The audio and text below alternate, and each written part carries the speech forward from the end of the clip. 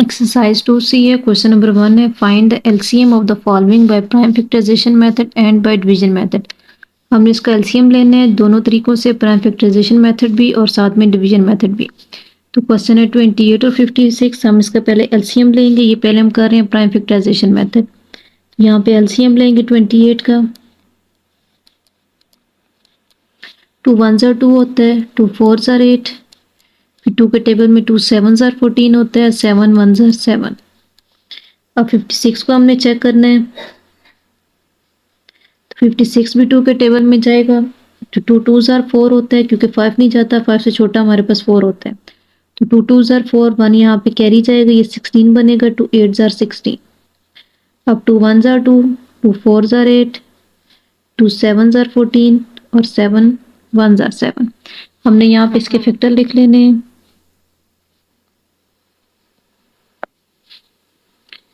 Factor of 28 ये हमारे पास आए थे 2 मल्टीप्लाई 7। और दूसरे हमारे पास फैक्टर ऑफ 56।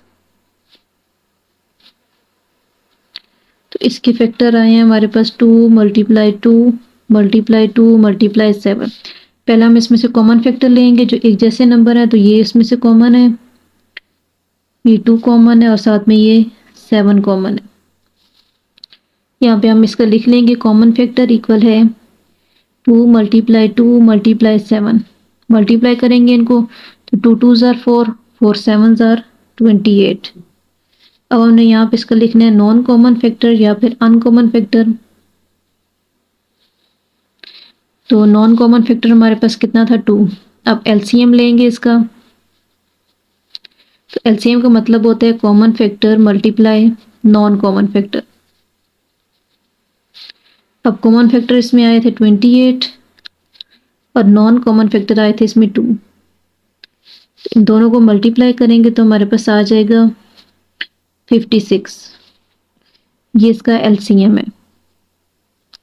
अब हमने इसको चेक करना है डिवीजन मेथड के थ्रू।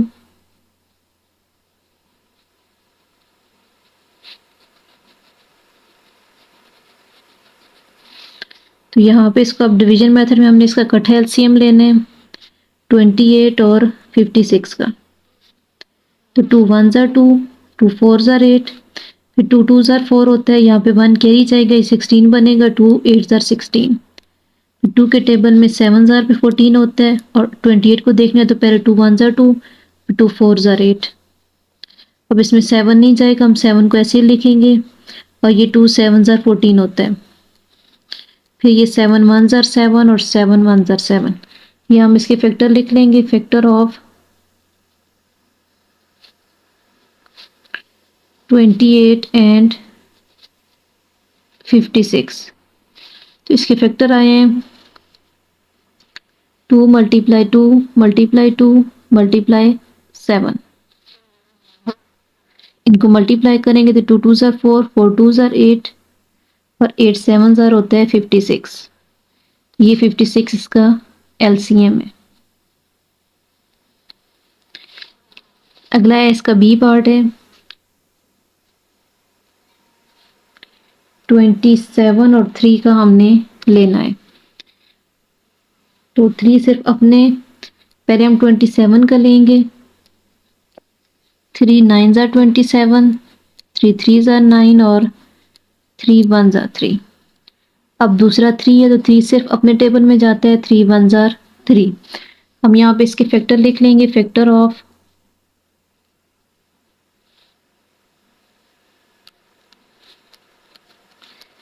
27। तो ये हमारे पास आए थे 3 मल्टीप्लाई 3 और दूसरा है फैक्टर ऑफ 3। तो ये हमारे पास आया सिर्फ 3। कॉमन हम करेंगे तो इसमें कॉमन 3 जा रहा है। हम यहाँ लिख लेंगे कॉमन फैक्टर इक्वल है 3। अब नॉन कॉमन फैक्टर इक्वल है 3 मल्टीप्लाई 3 3 9। अब हमने इसका एलसीएम लेना है। तो एलसीएम हमारे पास होता है common factor multiply non common factor.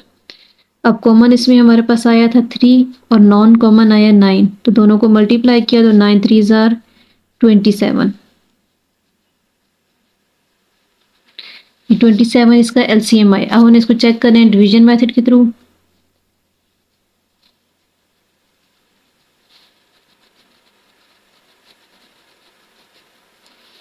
तो इकट्ठा एलसीएम लेंगे यहाँ पर।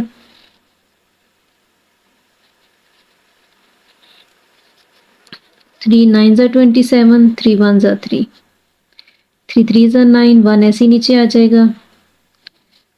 3 1 ज़ा 3 और 1 ऐसे ही लिखेंगे हम। यहाँ इसके फैक्टर लिखेंगे, फैक्टर ऑफ 27 एंड 3। इसके फैक्टर आए हैं 3 मल्टीप्लाई 3 मल्टीप्लाई 3, मल्टीप्लाई किया 3 3 ज़ा 9, 9 3 ज़ा 27। तो ये इसका एलसीएम है 27। अगला इसका सी पार्ट है, हमने 30 और 45 का एलसीएम लेना है। पहले हम करेंगे इसको प्राइम फैक्टराइजेशन मेथड के थ्रू करेंगे। तो 30 का एलसीएम लिया तो 2 के टेबल में 2 1 ज़ा 2 होता है, यहाँ पे 1 कैरी जाएगा, ये 10 बनेगा, 2 5 ज़ा 10। 3 के टेबल में 3 5 ज़ा 15, 5 1 ज़ा 5।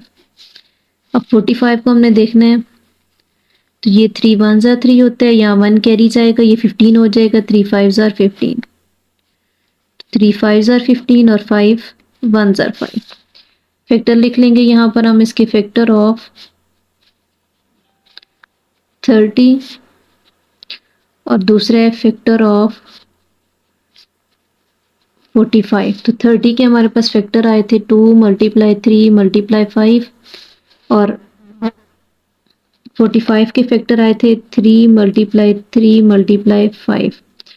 कॉमन करेंगे तो ये 3 कॉमन जा रहा है इसमें से और 5 भी कॉमन जा रहा है। या हम लिखेंगे कॉमन फैक्टर इक्वल है 3 मल्टीप्लाई 5, 3 5 ज़ार होता है 15। अब हमने यहाँ पर लिखना है नॉन कॉमन फैक्टर। तो नॉन कॉमन हमारे पास है 2 मल्टीप्लाई 3 इक्वल है 6। अब एलसीएम लेना है इसका। एलसीएम हमारे पास होता है common factor multiply non common factor. Common हमारे पास आए हैं 15 और नॉन कॉमन हमारे पास आया 6। तो इसको मल्टीप्लाई करें तो 15 6 ज़ार हमारे पास होता है 90। अब हमने इसको डिवीजन मेथड के थ्रू चेक करना है। हम यहाँ पे इकट्ठा एलसीएम लेंगे इनका।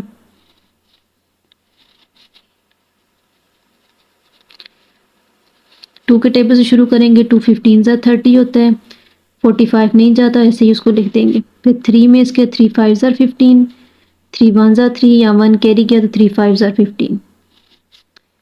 3 के टेबल में 5 नहीं जाएगा और 3 5 ज़ा 15, 5 1 ज़ा 5 और 5 1 ज़ा 5। ये हम कर रहे हैं इसको डिवीजन मेथड के थ्रू।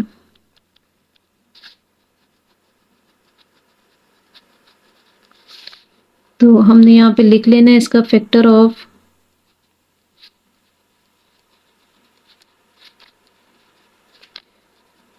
30 एंड 45। तो इसके फैक्टर हमारे पास आए हैं 2 मल्टीप्लाई 3 मल्टीप्लाई 3 मल्टीप्लाई 5। तो इनको मल्टीप्लाई करेंगे, 5 3 ज़ार 15, 15 3 ज़ार 45 और 45 को 2 से करें तो 90 होता है। इसका एलसीएम है 90। अगला है इसका डी पार्ट है 24 और 48। तो करेंगे प्राइम फैक्टराइजेशन मेथड के थ्रू।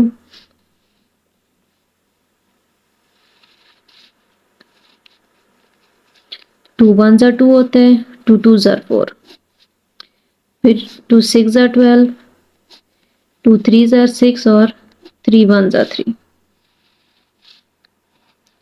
48 को चेक करना है तो 2 2 ज़ा 4 होता है और 2 4 ज़ा 8। फिर 2 के टेबल में 2 को चेक करना है, 2 1 ज़ा 2, 2 2 ज़ा 4, 2 6 ज़ा 12, 2 3 ज़ा 6 और 3 1 ज़ा 3। यहाँ पे हम लिखेंगे फैक्टर ऑफ 24 और दूसरा है फैक्टर ऑफ 48। 24 के फैक्टर हमारे पास आए हैं 2 मल्टीप्लाई 2 मल्टीप्लाई 2 मल्टीप्लाई 3 और 48 के फैक्टर हैं 2 मल्टीप्लाई 2 मल्टीप्लाई 2 मल्टीप्लाई 2 मल्टीप्लाई 3, इनमें से कॉमन हम करेंगे तो इसमें से ये 3 2 कॉमन जा रहे हैं और साथ में ये 3 भी कॉमन जा रहा है। यहाँ पे हम लिखेंगे कॉमन फैक्टर इक्वल है 2 मल्टीप्लाई 2 मल्टीप्लाई 2 मल्टीप्लाई 3, मल्टीप्लाई करेंगे 2 2 ज़र 4 4 2 ज़र 8 8 3 ज़र 24। अब है इसमें नॉन कॉमन फैक्टर, तो नॉन कॉमन में हमारे पास आया है सिर्फ 2 आया है। यहाँ एलसीएम लेंगे इसका, तो एलसीएम हमारे पास होता है common factor multiply non common factor. तो कॉमन हमारे पास 24 है और नॉन कॉमन है हमारे पास 2, दोनों को मल्टीप्लाई किया तो आंसर आएगा 48। अब हमने इसको करना है डिवीजन मेथड के थ्रू चेक करना है।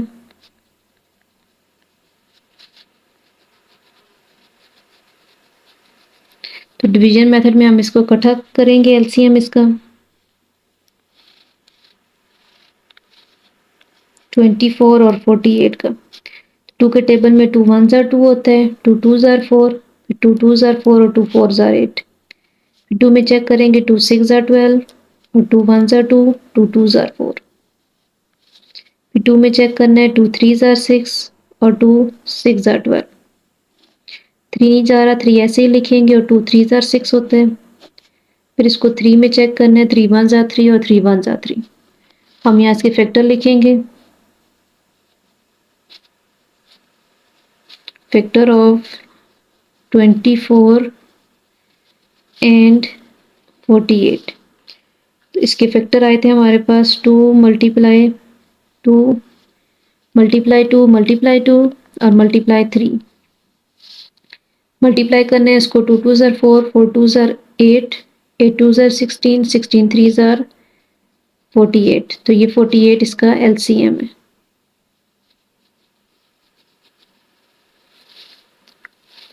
अगला इसका ई पार्ट है 25 और 40 का हमने लेना है। तो पहले हम प्राइम फैक्टराइजेशन मेथड के थ्रू चेक करेंगे इसको। 25 का लिया तो 5 5 ज़र 25 होता है और 5 1 ज़र 5। अब हमने 40 को करना है, 2 2 ज़र 4, ये 0 नीचे आ जाएगा। फिर 2 1 ज़र 2, 0 नीचे, 2 5 ज़र 10 होता है और 5 के टेबल में 5 आता है, 5 1 ज़र 5। यहाँ इसके फैक्टर लिखेंगे, फैक्टर ऑफ 25 और फैक्टर ऑफ 40। 25 के फैक्टर हैं 5 मल्टीप्लाई 5 और 40 के फैक्टर हैं 2 मल्टीप्लाई 2 मल्टीप्लाई 2 मल्टीप्लाई 5। इसका ये 5 कॉमन जाएगा। यहाँ पे हम लिखेंगे कॉमन फैक्टर इक्वल है 5। अब नॉन कॉमन फैक्टर लिखने हैं, तो नॉन कॉमन हमारे पास है 5 मल्टीप्लाई 2 मल्टीप्लाई 2 मल्टीप्लाई 2। इन सबको मल्टीप्लाई करना है, 5 2 ज़र 10 10 2 ज़र 20 22 ज़र 40।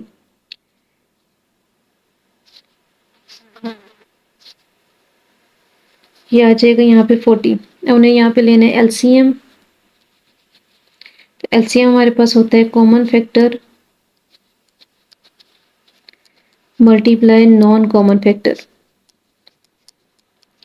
इसमें कॉमन फैक्टर हमारे पास आया है 5 और नॉन कॉमन आया है 40। उनको मल्टीप्लाई करेंगे, 5 0 ज़र 0, 5 4 ज़र 20, तो 200 इसका एलसीएम है। अब हमने इसको डिवीजन मेथड के थ्रू चेक करना है।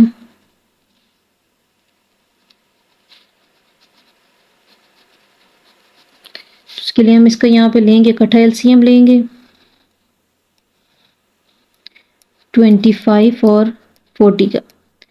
2 के टेबल में 25 नहीं जाता, 2 2 ज़र 4 और 0 ऐसे नीचे आ जाएगा। 2 के टेबल में 25 नहीं जाएगा, 2 1 ज़र 2 0, फिर 25 नहीं जाएगा, 2 5 ज़र 10। अब 5 के टेबल में इसको चेक करेंगे, 5 5 ज़र 25 और 5 1 ज़र 5, फिर 5 1 ज़र 5 और ये 1 आ जाएगा ऐसे। यहाँ पे इसके फैक्टर लिख लेंगे।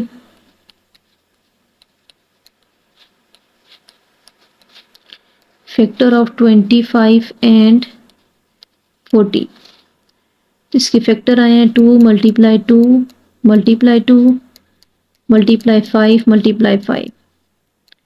तो इनको मल्टीप्लाई करना है, 2 2 ज़ार 4, 4 2 ज़ार 8, 8 5 ज़ार 40 और 45 ज़ार हमारे पास होता है 200। तो ये 200 इसका एलसीएम है।